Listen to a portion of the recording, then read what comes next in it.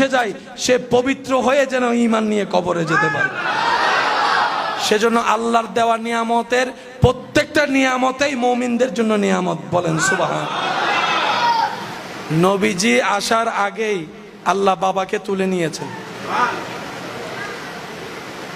এবার নবীর আম্মা আমেনা বলে, আল্লাহ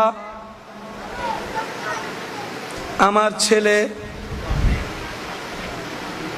বাবার চেহারা তো দেখেনি। মা আমেনা বলে, আল্লাহ সন্তান বড় হলে তাদের বাবারা তাদেরকে নিয়ে ঘুরতে যায়, হাঁটতে যায়, মেলায় যায়। আমার ছেলে, আল্লাহ গো আমার ছেলে কি বেড়াতে যাবে না?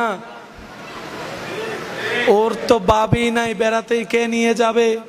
পরিবেশটা তো ভালো না। আল্লাহ আমার ছেলে কি বেড়াতে যাবে না? রব বলে, আমেনা সাময়িক কষ্ট তুমি দেখতে পাচ্ছ, তোমার মাথার উপর স্বামীর ছায়া নাই, সন্তানের উপর বাবার ছায়া নাই। দুনিয়ার চশমা দিয়ে দেখলে একটু আজগবি কঠিন মনে হবে। আমেনা তুমি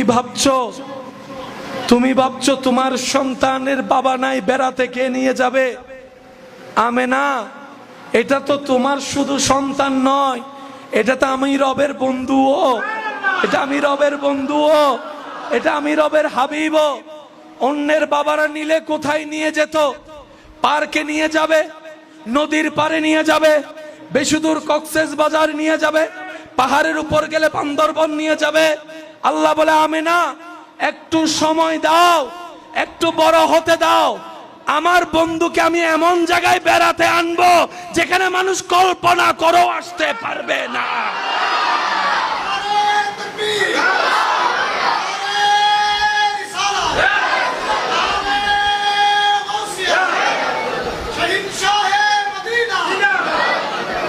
तूर पे कहा रब ने लम तरानी मूसा, लेकिन मेरे आका को रब ने अर्श पर बुलाया है। सुभान, प्यार से कहो सुभान अल्लाह, आरो जोरे बोलें सुभान अल्लाह। नबी এটা কাদের? একটু ফিল করে বলেন না কাদের? যেই নবীর কোন দিক দিয়ে পৃথিবীর কেউ বিন্দু পরিমাণ লিকিন্স কমতি বের করতে পারে না। সেই নবীর আদর্শের ব্যাপারে সবচাইতে